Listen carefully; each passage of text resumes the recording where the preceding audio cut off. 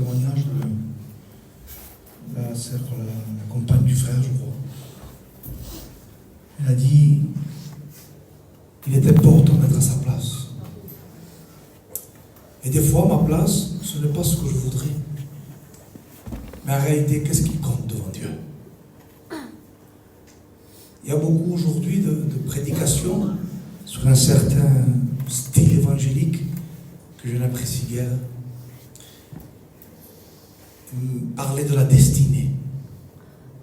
Ma destinée, rentrer dans ma destinée, c'est difficile. Mais quand je lis la parole de Dieu, il y a un texte qui parle de la destinée. C'est le psaume 31. C'est le roi David qui dira, mes destinées sont devant toi. Et pourquoi David dit ça? Parce que David était découragé. David était affaibli. Parce qu'il y avait des ennemis autour de lui. David prie.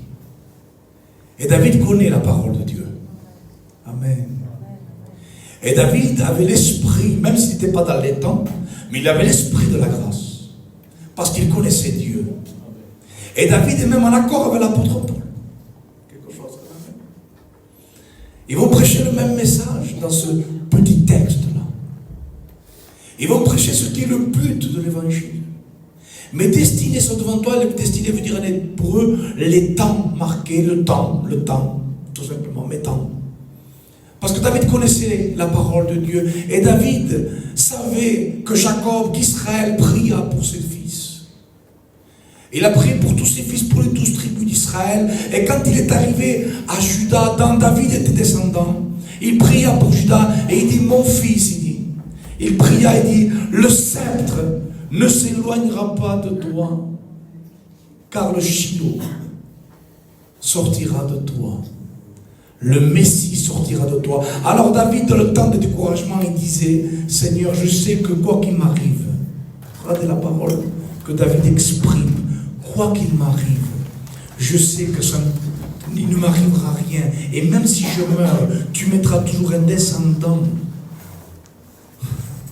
sur le trône d'Israël qui vient de moi, parce que mes temps sont marqués et de moi sortira le Messie. David disait que sa destinée était de produire le Christ. Paul confirme, il nous a prédestinés à être l'image de son Fils. Et voilà la destinée que nous avons tous, frères et sœurs. Peut-être qu'il y a des plans et des œuvres qu'il a préparés pour nous d'avance, et nous les accomplirons. Mais le but de l'Église est de ressembler, produire, aimer Christ. Il n'y a pas d'autre destinée. Et peu importe là où nous sommes, même si c'est difficile. Vous savez, dans les temps d'Élie, il y avait 3 sortes d'hommes de Dieu. Il y avait Élie. Élie était un homme de Dieu. La Bible le prouve. À un moment donné, il vient le chercher.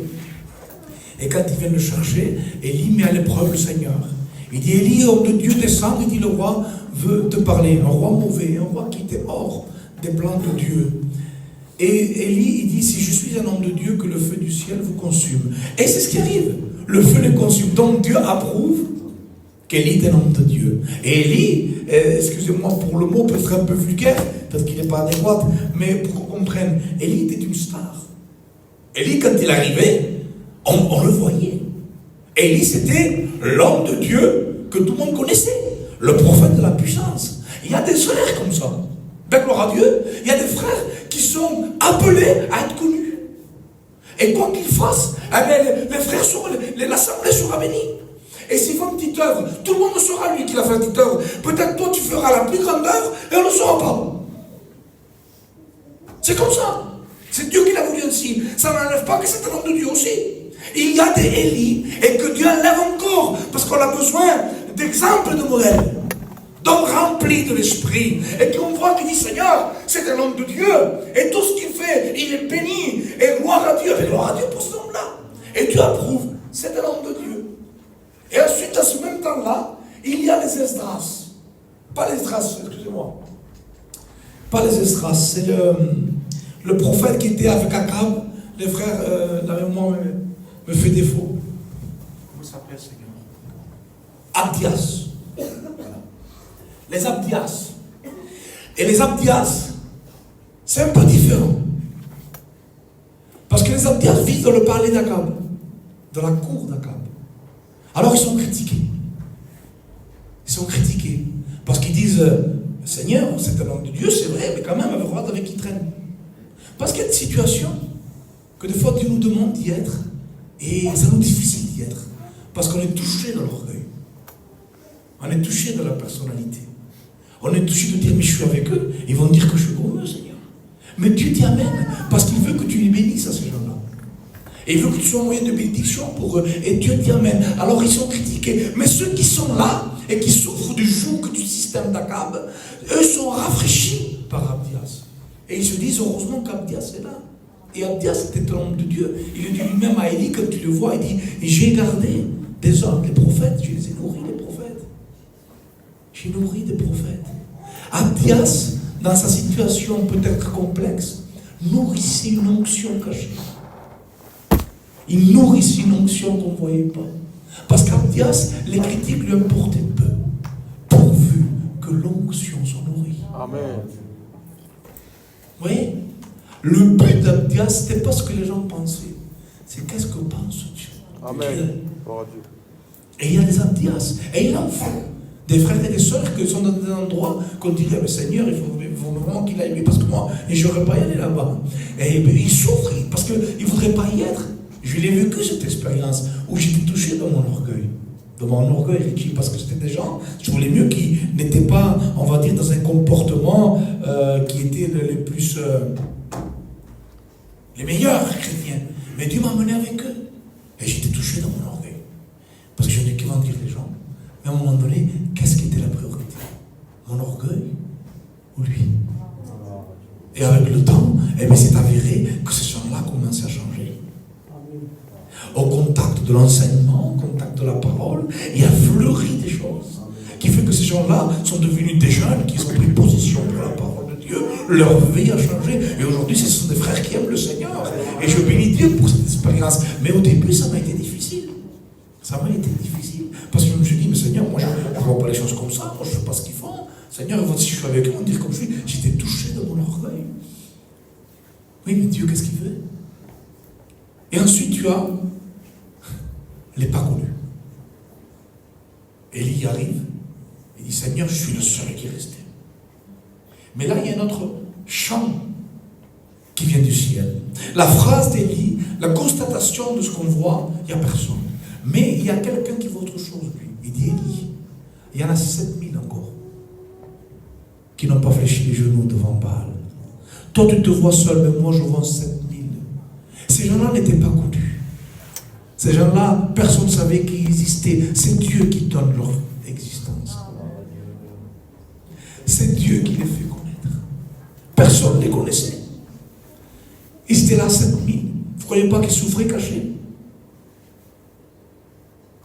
Mais ce qui leur importait, c'était le regard de Dieu. Amen. Le plan de Dieu pour nous, c'est Seigneur, je veux te connaître. Amen. Je veux t'aimer.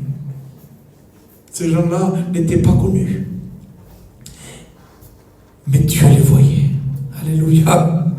Dieu les voyait. Et Dieu dit, moi, je les vois. Moi, je vois Élie. Je vois Abdias. Et je vois les 7000. Et des fois, frères et sœurs, il y a des situations où nous sommes plus vus que d'autres, des situations complexes ou des situations d'anonymat. Mais prends courage, parce que ce qui est important, ce n'est pas ce que tu penses, c'est ce qu'il pense lui. Alléluia. C'est ce que disait le roi David. Je n'ai pas à me prendre plus la tête qu'autre chose, Seigneur, parce que je ne suis pas appelé à vaincre physiquement, s'il faut, peut-être qu'il ne faut pas que je fasse ça, de vaincre les monstres, à aller dans les nations, gloire à Dieu pour ceux qui le font, mais peut-être que Dieu m'appelle à obéir dans le silence, obéir dans le secret, émaner le visage et la face de Christ. Amen. Au travers d'une vie simple, sans parole. Aimez Jésus. Aimez Jésus. Je voudrais citer son nom ce matin, parce que je regrette que plusieurs fois, frères et sœurs, on est obligé de le constater, son nom n'est quasiment plus cité. On prêche sans parler de lui, on vit une vie chrétienne sans penser à lui, alors qu'il est le but et le centre de tout. Jésus. Jésus. Que Jésus soit le premier, qu'il soit le tout, qu'il soit l'objet de mon œuvre, le désir de mes œuvres, le désir de mes pas, que tout soit pour le nom, pour la gloire et pour le reflet de Christ. Amen. Il y a des choses, des temps difficiles, et la Bible nous dira un texte, et je veux m'accrocher sur ça ce matin, parce qu'il n'y a que ça qui peut nous faire du bien. C'est Jean 1, Jean 4, il dira 8, Dieu est amour. Amen. Dieu est amour. Tout est là. L'amour est le reflet parfait qu'il y a, si vous voulez mieux, de l'expression de Dieu envers les hommes. Car Dieu a tant aimé le monde. Donc c'est son amour qui a fait que la porte nous a été ouverte. Nous l'avons cité aujourd'hui, en exerçant sa justice. Par l'amour, nous sommes sauvés. Alléluia. Et si vous voulez mieux, il y a un passage de la parole de Dieu qui m'a fait du bien ces jours-ci. J'y pensais, j'y réfléchissais. Avant de venir, Seigneur, qu'est-ce que tu veux dire à ton peuple? Et je ne voulais pas préparer des lettres sur un papier. Je voudrais réellement que Dieu parle et que ce soit réellement quelque chose qui va se déposer dans votre corps et qui produira du fruit. Parce que ce qui est important, frères et sœurs, du fruit. Vous avez vu le texte qui dira, Jésus est en train d'exhorter, et il donne un petit détail, un petit signe. Il donne des indices de comment voir où on en est. Il dira de ne pas amasser des trésors. Matthieu 6, verset 19, il dira de ne pas s'amasser des trésors sur la terre. Et ensuite il continue son exhortation. Et il arrive à dire, car là où est ton trésor, là aussi sera ton cœur. Moi j'aurais dit, logiquement, là où est ton cœur, là sera ton trésor. Et même des fois on se trompe, on le dit comme ça. Mais c'est pas ce que dit le texte. Et j'ai réfléchi pourquoi le Seigneur le dit comme ça. Parce que je parlais avec un frère ce matin. Parce que Jésus sait que dans le cœur, on ne peut pas se fier. Parce que le cœur est rempli d'émotions. Et des fois, il y a des émotions qui sont en contact avec la parole de Dieu, mais des fois, il y a des émotions qui sont informées de la chair. Et c'est pas stable. Des fois, il y a des sentiments qu'on croit que c'est Dieu, et en réalité, c'est nous. Et des fois, il y a des sentiments qui viennent, et c'est de Dieu. Alors Jésus dit, ne te fie pas au cœur. Il dit, là où sera ton trésor, c'est-à-dire, regarde quelle est ta recherche, et tu verras où en est ton cœur. Regarde quelle est ta recherche, quel est ton précieux. Un trésor, c'est précieux. Regarde qu'est-ce qui est précieux pour toi, et tu verras où est ton cœur. C'est ce que dit Jésus. Regarde, analyse, quelle est ta recherche. Quel est ton but? Quelle est ta motivation? Quel est ce à quoi tu penses quand tu te réveilles le matin? Quel est le but de ta vie? Quel est l'exercice de tes pas? Regarde tout ça et tu verras où est ton cœur. Si dans tout ça, il y a, si vous voulez bien, le règne de l'homme et l'état d'esprit de l'homme, c'est que ton cœur est à l'homme. Mais si dans tout ça, Christ est glorifié, c'est que ton cœur est à Christ. Amen. Et nous avons aujourd'hui un besoin, parce que les temps sont durs, frères et sœurs. Et je voudrais vous encourager ce matin. Parce que Dieu t'aime. Mais il t'aime comme ça, propriété. Vous savez, je ne suis pas pour ça, mais bon, ça arrivait. Quand c'est un ancien, gloire à Dieu. Mais des fois, j'ai entendu des choses qui me gênent, qui m'ont gêné personnellement. C'est des fois des personnes qui prêchent, gloire à Dieu, et ils prêchent sur le vêtement, comment il faut s'habiller, mais ils poussent un peu le bouchon sur comment les sœurs doivent s'habiller. Ça m'a gêné, parce que je crois tout à fait qu'on doit rester correct dans la parole de Dieu et dire qu'il faut un habit décemment, il n'y a pas de souci. Mais après, de rentrer dans les détails, je crois bien que c'est au mari de dire à sa femme. Et non pas à un homme de le dire à d'autres femmes. C'est mon avis, frère. Mais je crois que réellement, ensuite, c'est personnel ça. C'est son mari qui doit dire à sa femme comment elle doit s'habiller décemment par la parole de Dieu. Et sa femme demande des conseils à son mari. C'est ce que je crois être la bienséance de ces choses-là par rapport à la parole de Dieu. Mais voilà pourquoi je prêche ce matin. Dieu t'aime comme un mari aime son épouse.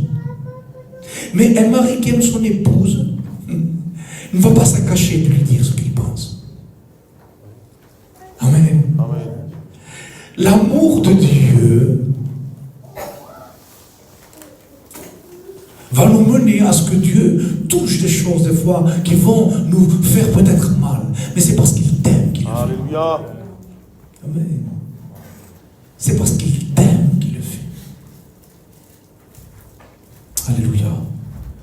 Je crois que ce matin, Dieu va parler.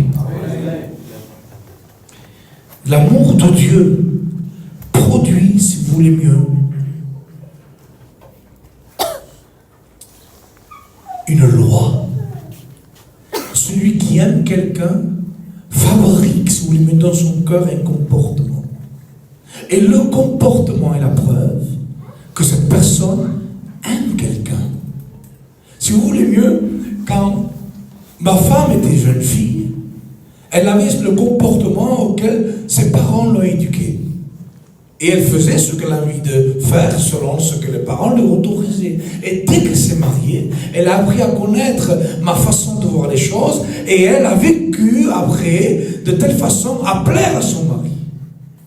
Pourquoi? Quelle était la preuve si vous la voyez jeune fille et mariée? C'est que, amen, jeune fille et mariée, c'est qu'entre-temps, il y eut un mariage qui a fait que le comportement change. On ne peut pas être marié à Christ et se comporter comme on veut.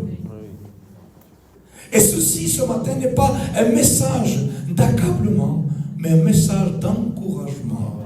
Parce que l'Éternel reprend et châtie celui qui prend pour fils. Alléluia. Lorsque Dieu te reprend, c'est la preuve qu'il t'aime. Amen. Et je veux que ce matin, le Seigneur me reprenne. Qu'il me le reprenne ce matin. Parce que sinon, je vais me sentir délaissé. Mon père est parti de la maison. Il a refait sa vie. J'étais jeune. Et quand j'étais petit, j'entendais souvent mes défauts. Antonio aussi, Antonio, tu n'as pas de patience, fais pas ci, fais... Parce que mon père m'éduquait. Un jour, il est parti, il a refait sa vie. Et j'ai plus entendu mes défauts. Je lui ai dit, j'ai plus entendu. Est-ce que j'avais plus de défauts pour autant? Non. C'est qu'il y avait plus de père. Et le jour où le Seigneur ne nous montrera pas, ou plus ce qui ne va pas, c'est parce qu'il n'y a plus l'éducation d'un père. Ayons crainte et lamentons lorsqu'il n'y aura plus l'éducation ni la correction du Seigneur. Parce que tant qu'il corrige, c'est que tu m'aimes. Un jour, le roi David, on se laisse conduire. Amen. Un jour, le roi David a péché, disons. Il pêche. Et il pleure parce que le roi David aimait Dieu. Et il y a les conséquences que lui-même s'inflige. Parce que quand il pêche, il prend la femme d'Uri, le Héthien. Et vous savez que le peuple n'a pas remarqué ça. Parce que c'est écrit, si vous voulez mieux, c'est dans la loi qu'une femme, lorsque le mari meurt, peut se remarier avec quelqu'un d'autre. Et le meurtre d'Uri s'est fait en secret. Donc quand Bathsheba s'est mariée avec David, que David a pris Bathsheba pour femme, Bathsheba, le peuple dit, bah, c'est normal, Uri est mort, elle peut se marier. Il n'était pas blâmé, David. Mais David, lui, n'était pas tranquille parce que lui savait que même si le peuple n'avait pas vu quelque chose peut-être de mal, Dieu avait vu quelque chose de mal. Et David souffre les conséquences et à un moment donné, il est en train de fuir Absalom. Peut-être que nous verrons ça cet après-midi, ce soir. Il fuit Absalom, son fils qui veut prendre la place de roi. Et à un moment donné, Chiméi est dans la route. Chiméi qui est de la tribu de Benjamin, comme Saül, donc une petite revanche familiale là. Chiméi dit, ah maintenant tu fais moi le malin, hein, David. Hein? Ah, maintenant Dieu te traite comme tu as traité Saül, parce que Chiméi était touché, parce que Saül était sa famille, si vous voulez mieux. Et là, le neveu de David, un des chefs de l'armée, il dit, tu veux que je le tue? Et David il dit non, laisse-le, car peut-être c'est l'Éternel qui s'en sert pour m'humilier. Et tout le monde croit, on a la vision plutôt quand on le lit que c'est contrit que David dit ça. Mais en réalité, lorsqu'on réalise, un texte nous montre que David était joyeux à ce moment-là. C'est un texte qui dira à David, avant que je m'égare, tu m'humiliais. C'est-à-dire que quand David avait péché, il y a une absence de Dieu. Il s'est passé 11 mois entre le péché de David et quand Nathan le reprend. 11 mois, où David a vécu comme un roi, avec la renommée du roi qui met Dieu, mais l'absence de Dieu. David souffrait. Il souffrait parce qu'il n'y avait plus de correction. Mais à un moment donné, David, il écrit, avant que je me garde, tu m'humiliais. Quand il a vu Chiméi l'humilier, il s'est dit, Seigneur, oh Seigneur, merci. J'étais aux portes de l'égarement, mais tu m'as humilié. C'est la preuve que tu es revenu. C'est la preuve que tu es avec moi. La preuve que tu es avec moi, c'est qu'il y a des déserts. La preuve que tu es avec moi, c'est qu'il y a des épreuves. La preuve que tu es avec moi, c'est qu'il y a de l'humiliation. La preuve que tu es avec moi, c'est que tu me façonnes. Alors David dit surtout pas. Alors surtout pas. Parce qu'il y a des serviteurs dans le zèle de bien faire. Ils veulent arrêter ceux qui nous forment. Mais si Dieu s'en sert, c'est parce qu'il t'aime. C'est parce qu'il te façonne. C'est parce qu'il veut que tu sois comme lui. Amen. Avant que je m'égare, tu m'humiliais. Alors David est sorti encouragé. Je le dis, j'ose le dire par rapport au texte. Encouragé de dire, c'est bon, le Seigneur a repris sa fonction dans ma vie. Il commence par m'humilier, c'est que le Seigneur retourne avec moi. David avait un souci, c'est pour moi qu'il dit, c'est le psaume 51, que le journal intime du roi David, le psaume, il dira, Seigneur, regardez ce que c'est beau, Seigneur, surtout, il dit, ne m'ôte pas la joie de mon salut. Peu importe, il dit, Seigneur, il dit, parle-moi, et les os que tu as brisés se réjouiront. Moi j'aurais dit, mon frère, les os que tu as brisés se guériront. Tu vas rétablir ma situation. Tu vas rétablir la colonne. Tu vas rétablir ma structure. David dit non, peu importe. Même si tu rétablis rien, même brisé, que j'ai plus de place, que j'ai plus rien. Si tu es avec moi, Seigneur, je suis heureux. Amen. Peu importe, Seigneur. Surtout, ne monte pas ce goût de savoir que tu es avec moi. Amen.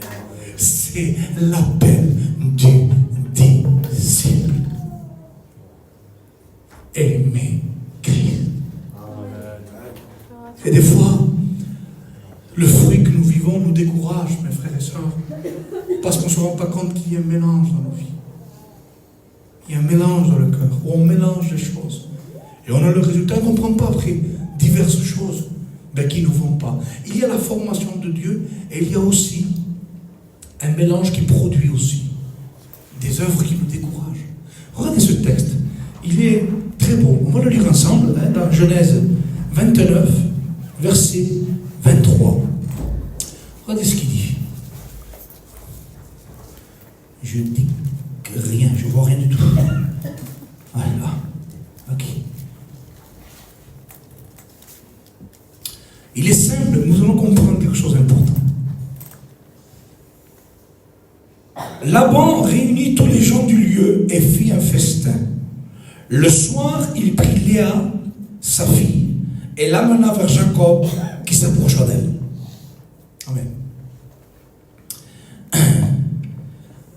Ce contexte-là, d'histoire, il est très beau. C'est un fait historique du livre de la Genèse. Jacob était le neveu de Laban, qui était le frère de Rebecca, ça, les frères. Et en fuyant Ésaü, son frère, il se réfugie chez son oncle, d'où il travaille pendant plusieurs années. Il travaille, si vous voulez voulez mieux, parce qu'à un moment donné, Jacob se porta de cœur, amen, les désirs de Jacob de vivre se porta vers Rachel, la sœur cadette de Léa. Jacob aimait Rachel. Et il dit à son oncle, je travaille 7 ans pour toi, si tu veux, pour Rachel. Et il dit, d'accord, ça me convient, parce que Dieu bénissait Jacob. Parce que malgré les découragements, Dieu bénissait Jacob. Amen. Parce que lorsque lui appartient, même si on est découragé, Dieu bénit celui qui lui appartient. Dieu bénissait Jacob, tout ce qui touchait, il était troublé, il était fatigué. Mais tout ce qui touchait, Dieu le bénissait. Il travaille 7 ans pour Rachel. Et quand les 7 ans arrivent, on fait le mariage. On fait le mariage, tout le monde là, et Laban fait les festivités. Et bien sûr, le vin étant là, il y a comme une sorte de perte un peu de conscience.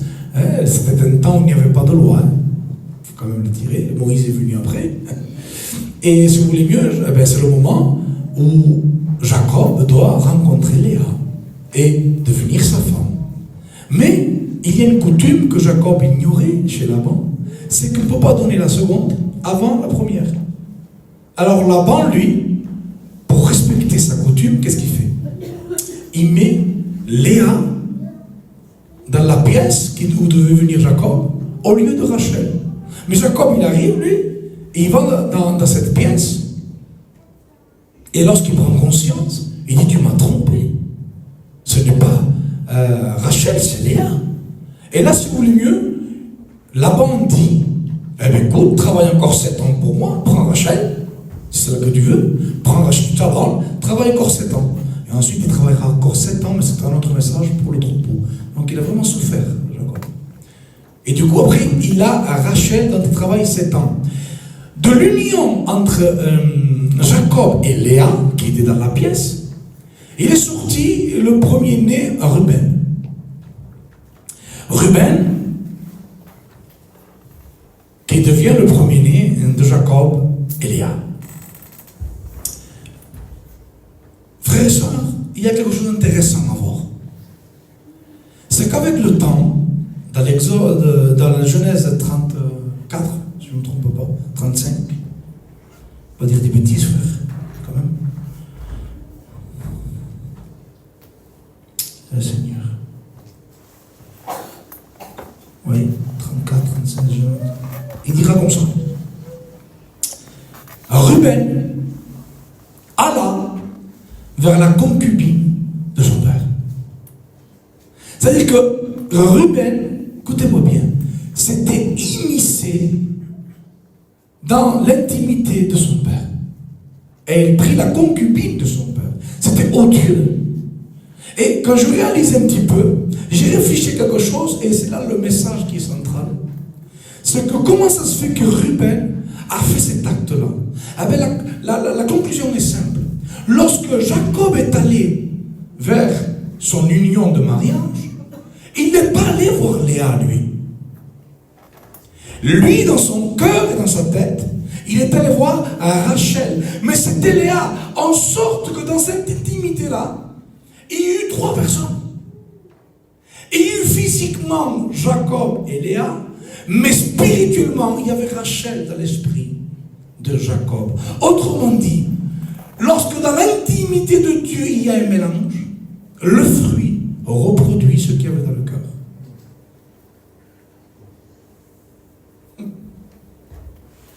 Jacob a été avec Léa tout en pensant à Rachel. Donc, nous on se dit, mais c'est peut-être pas grave, parce que des fois on ne se rend pas compte, mais ce qu'on mélange à l'intérieur, ce que nous laissons rentrer dans le cœur, frères et sœurs, est reproduit par nos œuvres. Ruben est physique, c'est de l'intimité, lorsqu'il s'est passé cela. Mais en physique, Ruben commet ce que son père a fait dans la pensée. Est-ce que vous comprenez ce que je veux dire ce matin?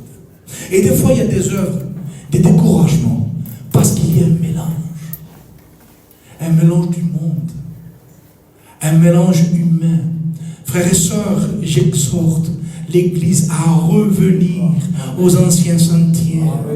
Il y a un mélange avec les réseaux sociaux. Il y a trop de réseaux sociaux. Il y a un mélange avec la mode, de sorte qu'aujourd'hui on ne fait plus la différence entre un chrétien et un païen. Regardez dans le temps d'Égypte, à un moment donné il y avait Israël, Dieu délivre Israël et il y avait les Égyptiens. Regardez le détail frappant, Israël et l'Égypte, à un moment donné, le jour de la délivrance, si vous voulez mieux, le jour qui précéda la délivrance, la nuit qui précéda la délivrance, Dieu avait fait mourir tous les premiers-nés d'Égypte. D'accord? Donc ça veut dire que le premier jour de la délivrance d'Israël était le premier jour où l'Égypte était en deuil. Alors regardez la différence. La différence d'état de cœur. Israël était joyeux de la délivrance et l'Égypte pleurait les premiers-nés. Il y avait une différence d'émotion, une différence de comportement, une différence de langage, une différence de joie, une différence entre Israël et l'Égypte. Et aujourd'hui, frères et sœurs, les chrétiens sont au rythme des inconvertis. Ils se réjouissent avec ce que les inconvertis se réjouissent. Ils prennent plaisir à ce que les inconvertis prennent plaisir. Il y a une mode. Aujourd'hui, il y a un courant que je n'en parlerai pas parce que ce n'est pas le but. Un courant qui essaye de tout faire pour gagner du terrain et gagner les âmes. Et j'ai écouté des frères qui sont bons, Seigneur, dire il faut qu'on fasse pareil pour les gagner nous et pas eux. Faux! Ce n'est pas en imitant les autres, c'est en vivant pour Dieu qu'on gagnera les autres. C'est un coupant net, avec un comportement. Un jour, vous le savez, la Samaritaine, frères et sœurs, la Samaritaine a rencontré le Christ. Mais comment elle l'a rencontré? Elle l'a rencontré à cause de quelque chose de très important. La Samaritaine, elle a cherché de l'eau à midi.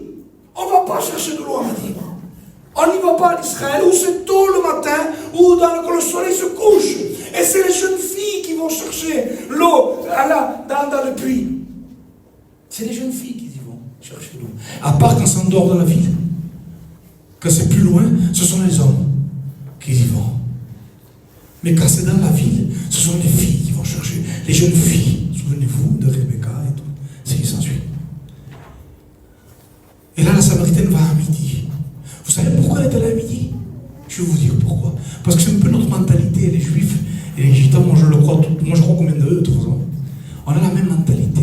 Savez-vous pourquoi elle est allée à midi? C'est simple. Parce que les jeunes filles, c'est coutume ça, c'est pas une découverte, non, c'est des coutumes. Parce que les jeunes filles ont dit, si tu viens avec nous ce matin, on va salir notre réputation.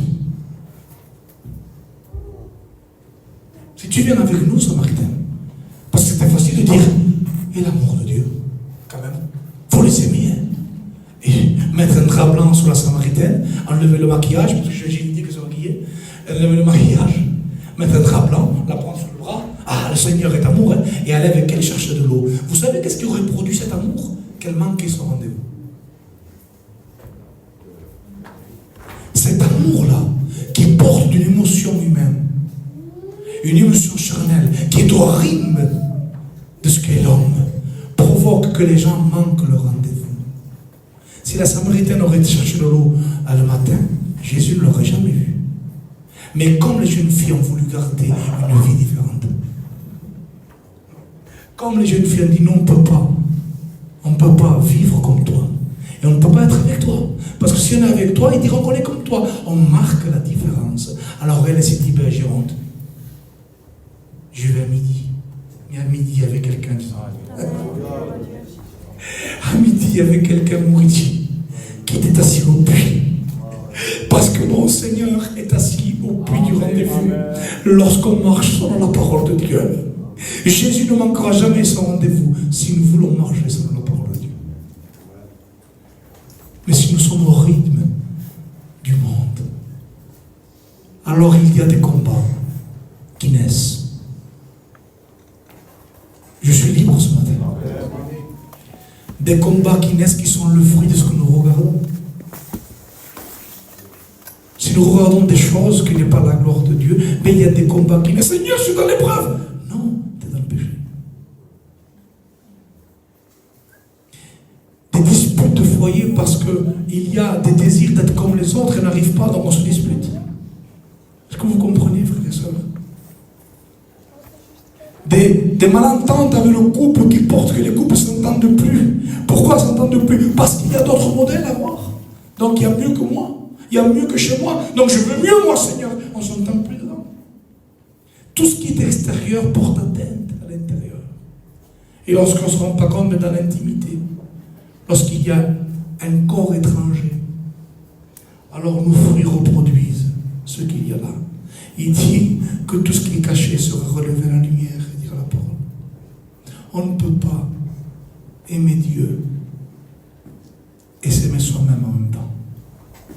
Si on aime Dieu, on renonce à nous-mêmes. Et lorsque le fruit de renoncement à nous-mêmes est là, c'est parce qu'on veut aimer Dieu. Il n'y a pas de place pour 3 personnes.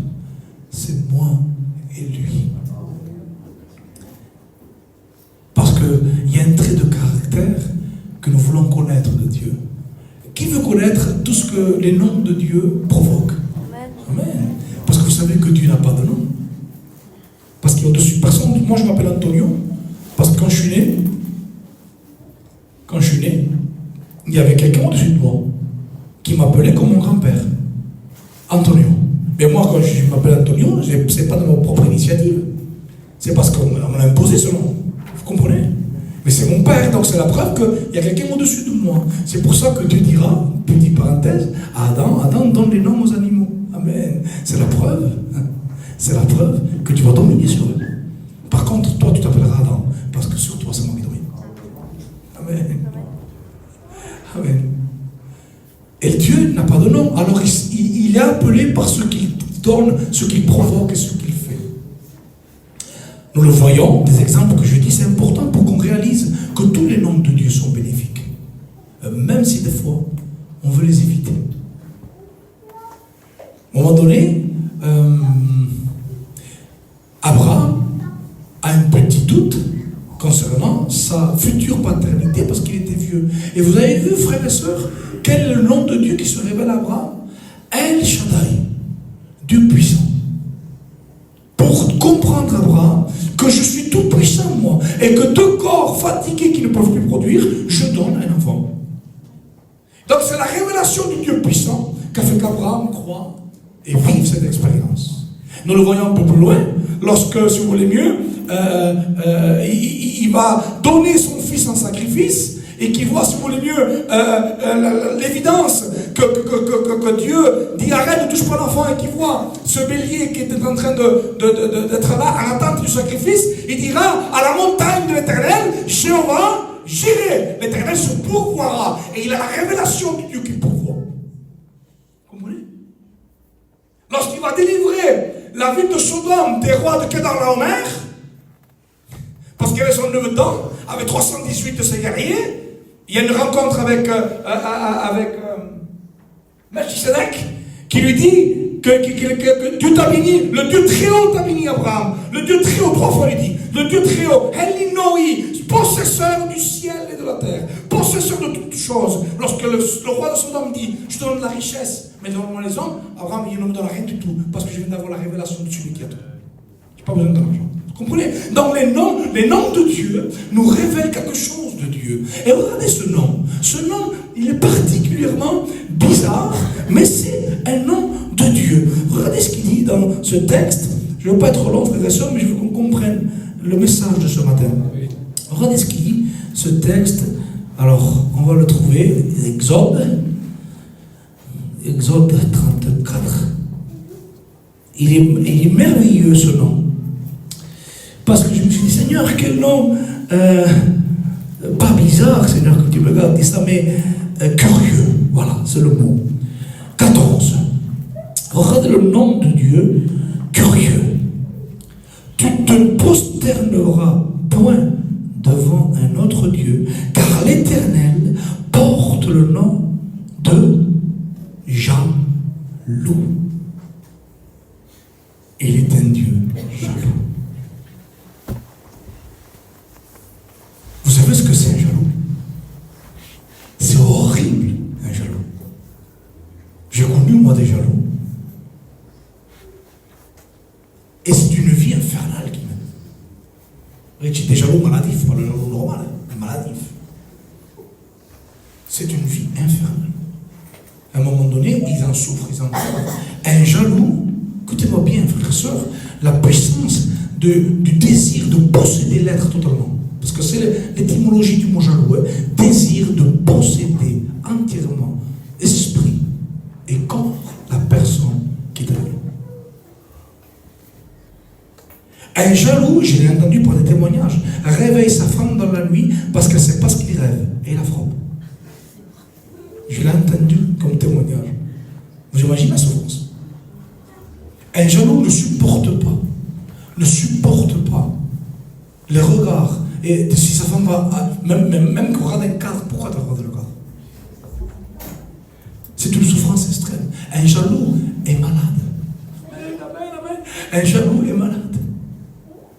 Il est malade, il est prisonnier de la passion qui dévore tellement pour sa compagne ou son compagnon, parce qu'elle est jalouse, son compagnon, de la passion qui dévore, qui ne supporte pas qu'elle soit 1 millimètre, 1 demi-seconde à quelqu'un d'autre. Notre Dieu est jaloux. Et il ne supporte pas la moindre demi-seconde avec quelqu'un d'autre. Il ne supporte pas qu'il y ait dans notre vie une autre personne de l'intimité. Il ne supporte pas que tu puisses ressembler, aimer, vouloir marcher comme quelqu'un d'autre. Il ne supporte pas parce que l'Éternel est un Dieu jaloux. Et vous savez qu'est-ce que c'est la jalousie? Qu'est-ce qui provoque la jalousie? Comment qu'il le dit, c'est le docteur. La jalousie est provoquée d'un amour passionnant.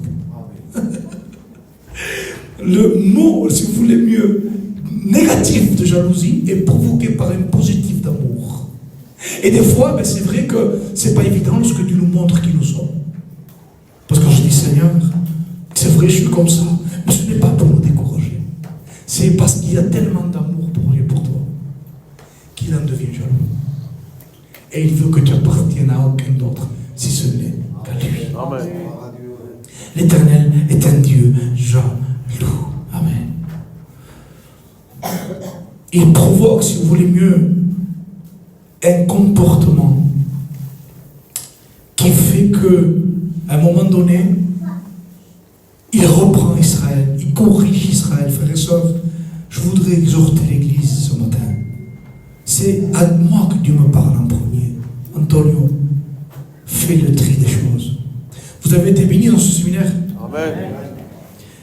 Il faut que ça dure. Amen.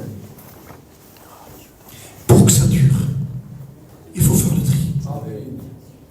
Vous croyez que Dieu va vous bénir pendant 3 jours pour que vous repartiez comme vous étiez dimanche matin ou lundi? À dimanche, ça va durer encore.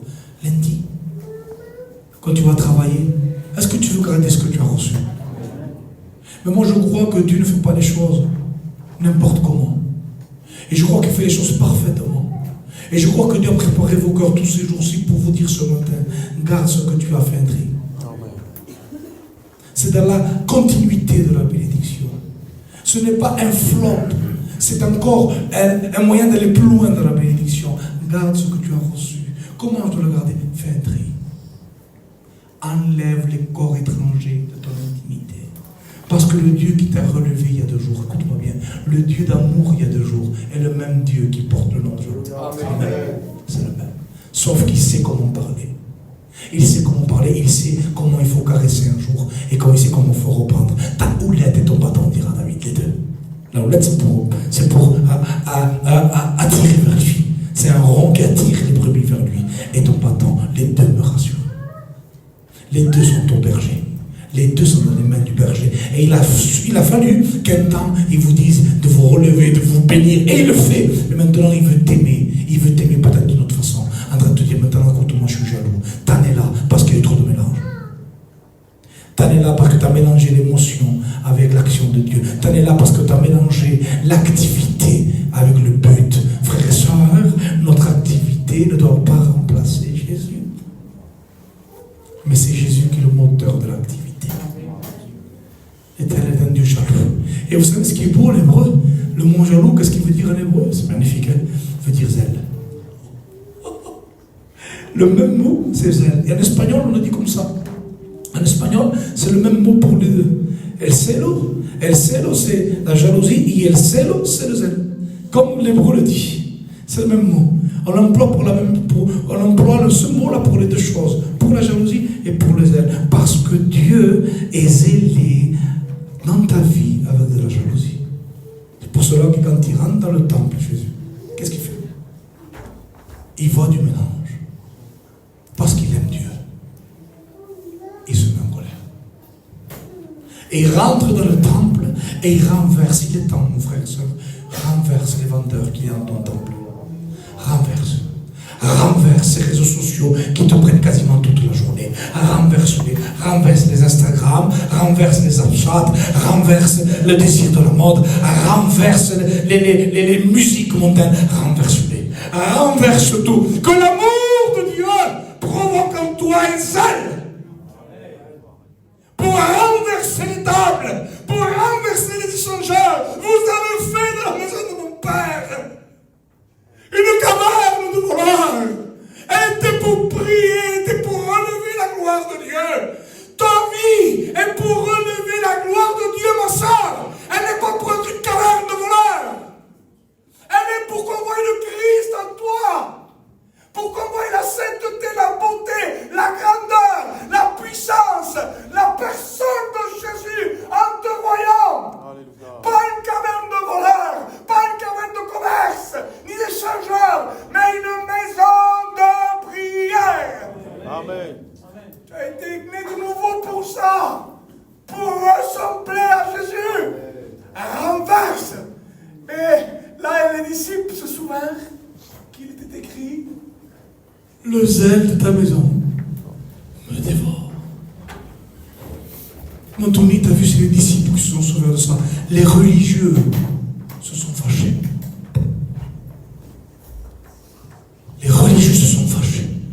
Les disciples ont compris. Seigneur, qui nous sommes ce matin? Des religieux pour se fâcher contre la réprimande, ou des disciples pour comprendre que cette révolte n'est autre que la passion pour Christ. Amen. Amen. Ce matin, renverse les tables. Renverse tout. Enlève de ce corps étranger de l'intimité. Enlève-le. Je termine avec ça. Jacob ensuite eut Rachel. Mais il n'y avait plus de corps étranger. Ne pensez pas à Léa, ne pensez à personne. C'était clair. C'était Rachel. Et vous savez qui c'est qui est né? Joseph. Joseph. Et là, c'est autre chose, Joseph. Joseph est le type même de Christ. Parce que là, l'intimité n'était pas mélangée.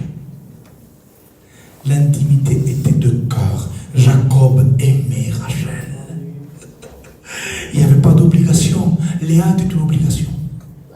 Et oui, quand l'évangile devient une obligation, disons, alors le résultat est tellement pauvre. Mais lorsqu'il est né d'une passion, Jacob et Rachel s'aimaient pour de vrai. Personne ne l'a vu. Mais eux s'aimaient. Et comment ça s'est produit? Le fruit de cet amour. Joseph, l'image de Christ. Ce matin, frères et sœurs, je veux que mon fruit fasse voir Jésus. Je veux que mon fruit, que mes œuvres fassent voir Jésus. Alors ce matin, je me jette dans les bras de l'amour de Dieu, de mon Dieu jaloux. Mon Dieu est un Dieu jaloux, c'est la preuve qu'il m'aime, d'une passion dévorante. Je ne veux plus me mélanger. Je ne veux plus laisser la place au mélange, la querelle, la haine. C'est difficile de ne pas avoir de la haine quand on passe par des problèmes. J'arrête avec ça, peut-être que c'est pour quelqu'un ce matin. Il n'y a pas longtemps, on m'a menacé de mort. Ah bon? m'a menacé de mort, de faire du mal à mes enfants en disant, il s'est fait une idée, un démon. Il s'est fait une idée lui-même, tout seul. Il me téléphone, il me menace. J'étais tellement choqué. Je dis, moi, mon copain, je dis, moi, on m'appelle pour te poser des questions bibliques, ou pour prêcher, ou pour parler de Dieu, on m'appelle pas pour ça. Tu me choques, là, je suis choqué. Et c'est comme ça, voilà. Et voilà, c'est comme ça. Une attaque diabolique. Mais sur le moment, j'étais spirituel. Disons, tu sais ce que je lui ai dit? J'ai dit, écoute-moi. Si tu as besoin de moi, je viendrai prier. Appelle-moi. Je viendrai prier. Je crois que c'est pour quelqu'un ce matin. Et j'ai raccroché, rempli l'esprit. Le lendemain, j'ai pu dormir. Pas dormi. Touché dans l'orgueil. La colère de mon cœur. Un jour. C'est choquant, hein? 2 jours. Non, pasteur, ça va s'arrêter 3 jours. Un mois. Je ne dormais plus. Le matin, je me réveillais. Je suis le diamante. Et je dis, si un jour, je dois tomber, c'est la première personne que je vais voir. J'ai réalisé que mon cœur, j'avais laissé passer une autre personne étrangère. La colère. Les gens, je ne m'étais pas rendu compte. Sur le moment, j'étais béni. Mais après, il y avait un corps étranger. Le fruit. Je ne dormais plus. Et quand je priais, ça passait. Alors, Richie, qu'est-ce que tu dis que ça passait? Ben, ça passait. Je lui marie normal, on prêchait, j'étais bien. Mais dès que j'avais un moment tout seul, ouf, à nouveau, la colère. Seigneur, dans mon intimité, j'ai laissé passer un corps étranger. Et le fruit était là. Alors, c'était pas bien. Et quand j'ai réalisé ça, j'ai dit, Seigneur, au nom de Jésus, je veux renverser le corps étranger de mon cœur. Renverser la colère. Renverser le monde, renverser l'état d'esprit du monde, renverser. Je ne veux plus de corps étranger dans mon intimité, parce que tu ne me le permets pas. Et depuis là, ça a changé. Mes réveils étaient différents, mes couchers étaient différents, mes méditations étaient différentes, parce que j'ai renversé dans le cœur ce qu'il ne fallait pas qu'il reste debout, ni vivant. Frères et sœurs, ce matin, je ne vais pas aller plus loin. Mais ce soir, nous, Dieu veut nous amener. Amen. Mais je crois réellement que Dieu nous a parlé ce matin. Alors on va prier le Seigneur. Seigneur Jésus,